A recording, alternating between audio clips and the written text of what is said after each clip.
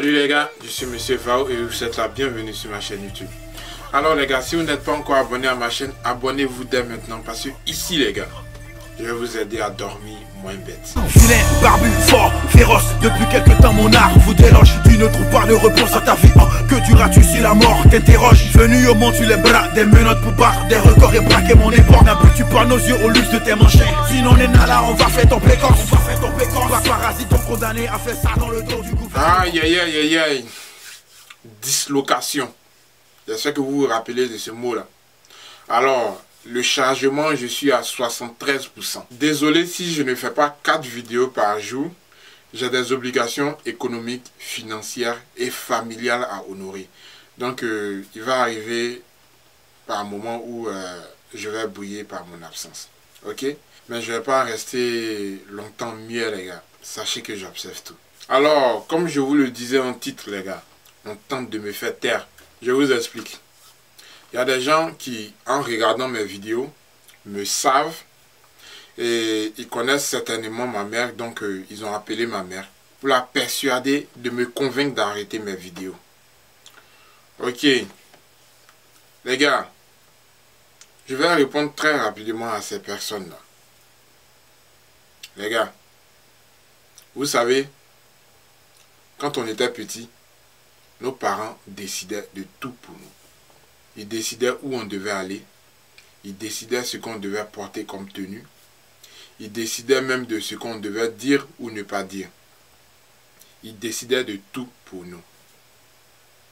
Mais aujourd'hui, les gars, j'ai l'âge de Jésus quand il était autorisé à prendre la parole en public. J'ai 33 ans, les gars. Et en plus, je suis un homme marié. Donc, c'est pour vous dire que je suis suffisamment mûr et mature pour décider de ce que je dois dire ou ne pas dire. Je suis suffisamment grand pour savoir ce que je dois faire ou pas. Je suis suffisamment grand pour décider de ce que je vais dire ou pas. Je suis suffisamment grand pour choisir le chemin que je dois choisir ou pas. Les gars, je suis suffisamment grand pour décider de moi-même. Donc, quand vous envoyez ma mère pour tenter de me persuader, et elle qui pleure au téléphone, pour me persuader d'arrêter mes vidéos, comme quoi disant pourquoi je parle de Gbagbo et tout ça, ou bien pourquoi je parle de, je sais pas moi, plein de choses que vous lui avez raconté, et que moi je suis RDR et tout ça. Voilà. Donc les gars, ma mère, elle a sa vie. Moi, j'ai la mienne. Ma mère a ses problèmes. Moi, j'ai les miens. Donc, de grâce, ne rajoutez pas mes problèmes aux problèmes de ma mère. Elle vit sa vie tranquille. C'est une dame qui n'est pas trop internet. Et si vous la connaissez, vous le savez déjà. Donc, laissez-la dans sa bulle. Pour elle, déjà, la politique, c'est un sujet tabou. Donc, quand vous partez lui raconter des conneries en ce qui me concerne, vous ne faites que l'affoler elle. Vous comprenez? C'est elle que vous êtes en train d'affoler. Et puis si c'est ma mère, moi ça me fait mal. Et j'aime pas. D'abord, je peux vous dire que rien ni personne ne peut me convaincre d'arrêter ce que je suis en train de faire. Rien ni personne. Ok? Lorsque moi je suis engagé sur une chose, je fais tout pour atteindre mon but. Et j'atteins toujours mon but. Je vais peut-être m'engager sur un chemin où je vais peut-être trébucher. Mais je vais remarquer la partie où j'ai trébuché là. Pour que, en repassant, je puisse ne pas trébucher une deuxième fois.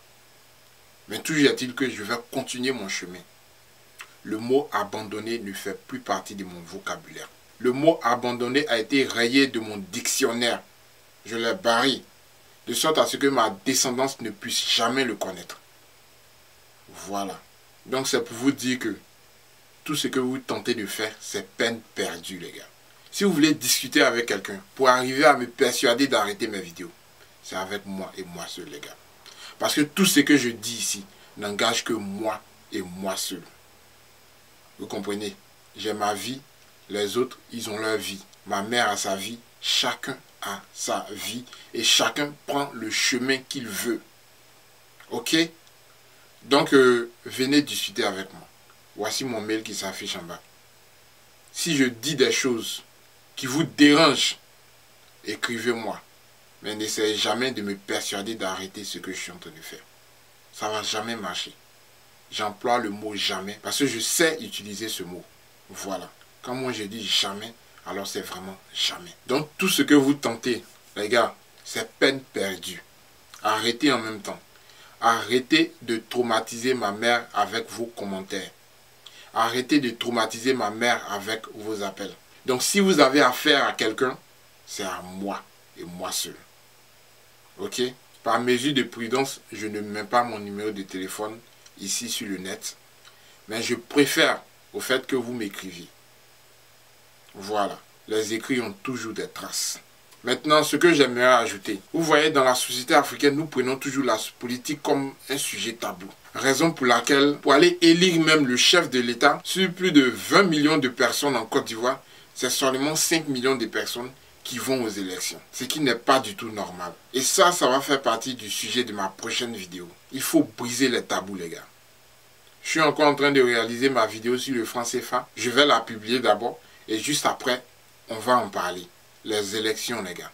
Vous ne partez pas voter. Vous vous retenez de choisir l'homme qui, selon vous, pourra améliorer vos conditions de vie. Vous ne le faites pas. Vous restez à la maison. Et à la fin, les gars, vous subissez. C'est vous qui boudez encore tel chef d'État ou bien tel machin. Pourtant, quand on vous a donné l'occasion de ne pas le porter au pouvoir, vous êtes resté à la maison. Vous n'avez rien fait du tout. Vous restez toujours dans votre coin en train de bouder. Et quand il y a des gens qui se présentent, qui essaient de vous sensibiliser, vous faire comprendre sur certains points, pour vous, il faut se taire, il ne faut pas parler. Pourquoi? Pourquoi vous voulez m'empêcher de parler? Ou bien c'est le fait que je parle de Gbagbo qui vous fait mal, c'est ça? Les gars, normalement, ça ne devrait pas vous faire mal. Parce que c'est vous qui criez haut et fort partout que vous avez soif de démocratie. Vous voulez la démocratie, n'est-ce pas? Mais quand on veut la démocratie et quand on dit que Gbagbo c'est un démocrate, bah, laissez les gens qui ont envie de parler de Gbagbo parler. Laissez-les parler. Ça vous fait mal. Ah bon? Ce que vous ne savez pas, c'est que dans mes premières vidéos, j'ai interpellé certains frères pour leur dire d'arrêter d'insulter. Et que quand on insulte, ça ne mène nulle part. Personne ne vous écoute. Absolument personne. Les seules personnes qui vont vous écouter, ce sont des gens qui n'ont aucun pouvoir de décision. Des gens là qui seront là tout le temps en train de vous encourager dans la bêtise pour juste satisfaire eux leur plaisir. Parce qu'ils ont bien envie aussi de se mettre sur la toile en train d'insulter aussi. Mais quand ils voient déjà quelqu'un en train d'insulter là, ça leur fait plaisir déjà. Mais ce sont des gens, comme je l'ai dit, qui n'ont aucun pouvoir de décision. Quand vous voulez parler, vous voulez dénoncer quelque chose, vous voulez sensibiliser, faire comprendre le sommet de l'État que ce qu'ils font ici et là, ce n'est pas bien et que le peuple souffre et qu'il devrait par conséquent arrêter tel ou tel agissement, bah, il faut le faire sans insulter les gars. Au moins, ils seront plus attentifs à vos vidéos. Vous comprenez? Mais dès lors que vous commencez à insulter, bah, on ne s'occupe plus de ça. Vous allez pour vous mettre devant les caméras, pour vous vanter, comme quoi on vous écoute, on vous suit et tout ça, et même on tente des choses contre vous et tout ça, mais ça sera uniquement entre vous et vos propres pensées. Ceux que vous arrivez à berner avec vos vidéos et tout ça, ce sont des personnes sans réflexion qui vous écoutent. Des personnes qui dorment toujours bêtes, ce sont eux qui vous écoutent. C'est tout. Et qui pensent que ce que vous dites c'est vrai. Donc moi dans mes vidéos, je n'ai encore jamais insulté Gbagbo. J'ai plutôt fait sortir les tares de son gouvernement. Je critique Gbagbo, oui. Je critique sa politique de gouvernement, oui. Je critique tout ce qu'il n'a jamais pu faire pour le peuple, oui. Mais ça vous fait mal. À chaque fois que je vois une insulte en commentaire, je sens que j'ai atteint mon but. Donc ça vous miche, ça vous énerve. Même malgré que je les publie avec des preuves. Ça vous fâche. Mes vidéos vous font très mal. Pourtant, je n'insulte personne. Je ne fais que critiquer. Mais, et lorsque, en plus de critiquer, je commence à insulter maintenant. Mais c'est sûr que vous allez exploser de là où vous êtes. C'est clair. Les gars, je suis en train de faire une expérience. Et vous, les pauvres Gbagbo, vous êtes le sujet de mon expérience. Je veux vous faire ressentir ce que les autres ressentent lorsque certaines personnes publient des vidéos où ils insultent. Vous voyez, moi je n'ai fait que critiquer, ce qui est tout à fait normal. Mais regardez comment vous réagissez. Donc à partir de là déjà, vous pouvez ressentir aussi ce que les autres ressentent lorsqu'ils voient ce genre de vidéo où on insulte. Et quand c'est comme ça, les gars, ça n'arrange rien du tout. Absolument rien du tout. On ne peut pas encourager l'autre dans la bêtise, l'encourager à insulter, et puis parallèlement dire qu'on va se réconcilier. Non, ça ne peut pas aller, les gars. Ça ne peut jamais aller. Bien au contraire, ça gâche tout. Ça gâche tout. Critiquer, c'est tout à fait normal. Continuez de critiquer. Il n'y a pas de souci. Mais de grâce, arrêtez d'insulter. Parce que quand vous insultez, on ne vous écoute plus. Et en plus du fait que ceux qui décident ne vous écoutent plus, il y a aussi la population que vous divisez. Et je ne cesserai de le dire. Arrêtez. Ça crée un fossé encore plus large entre nous. Nous sommes déjà dans une situation très sensible. Nous voulons aller à la réconciliation. Donc pour ça, les gars, il y a des sacrifices qu'il faut faire. Vous pouvez dénoncer le pouvoir Ouattara, ça c'est pas un problème. Voilà. Ça c'est normal, les gars. C'est normal. Mais aller jusqu'à insulter un président, moi je trouve que ce n'est pas normal. Mon éducation ne le permet pas et mon éducation me dit que ce n'est pas normal. L'éducation africaine dit que ce n'est pas normal. Tout ce que vous faites là, c'est chez le blanc que vous avez enlevé ça. Les histoires de c'est la démocratie, faut insulter, tout ça c'est le blanc, les gars. Même le blanc ne vous a pas dit que c'est lorsqu'on insulte qu'on veut dire qu'on est en démocratie, c'est pas ça. Restons africains, ayons le respect du plus âgé, ayons le respect des autorités. Critiquons-les, oui, mais dans le respect, les gars. Dans le respect. Le blanc, il se met à insulter quand il est énervé, il est fâché. Mais apparemment, vous êtes toujours fâché, vous êtes toujours énervé. Et ça, c'est pas normal, les gars. C'est pas du tout normal. Il faut qu'on soit tous unis pour mener le vrai combat qui est la souveraineté de l'Afrique. C'est ça le vrai combat. Moi, si j'ai créé cette chaîne, c'est dans le but de sensibiliser. Vous me collez une étiquette, il est RDR, il est RDR. Donc pour vous les gars, dès lors que on critique Gbagbo, alors on est RDR. Je vous signale qu'au premier tour des élections, en octobre 2010, il y avait 14 autres candidats qui critiquaient la politique de Gbagbo. Il y avait 14 autres candidats qui pensaient que Gbagbo avait une mauvaise politique à la tête de l'État. Il y avait 14 autres candidats qui pensaient que Gbagbo ne devait plus être le président de la Côte d'Ivoire. 14. Ça, c'est le minimum qui était représenté là. Maintenant, je vais vous dire aussi, sachez faire la différence entre celui qui est RDR et celui qui est pro-Ouattara. Les gars, je n'ai pas de carte de membre, donc je ne suis pas RDR. Un pro-Ouattara, c'est celui qui épouse les idées du président Ouattara. Un pro-Gbagbo, c'est celui qui épouse les idées du président Gbagbo. Maintenant, quelqu'un qui est RDR, c'est celui qui non seulement épouse les idées du parti et aussi qui a sa carte de membre. Pareil pour un mec du FPI ou LMP. C'est celui qui épouse les idées du FPI et aussi qui a une carte de membre.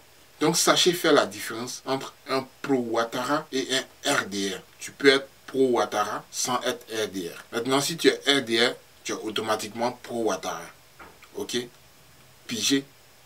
On avance. Je termine ma vidéo sur le franc CFA et puis je vous la balance. Maintenant pour finir, sachez que dans une même vidéo, je ne peux pas critiquer et le président Gbagbo et le président Ouattara en même temps. Sinon, je vais manquer d'objectivité. Donc j'essaie au mieux de rester toujours concis et précis dans mes vidéos. Je ne vais pas divaguer dans une même vidéo pour faire 2 heures du temps à vous dire la même chose. Merci à vous de m'avoir écouté et dormez moins bête les gars. Vilain, barbu, fort, féroce. Depuis quelque temps mon art vous déloge. Tu ne trouves pas de réponse à ta vie.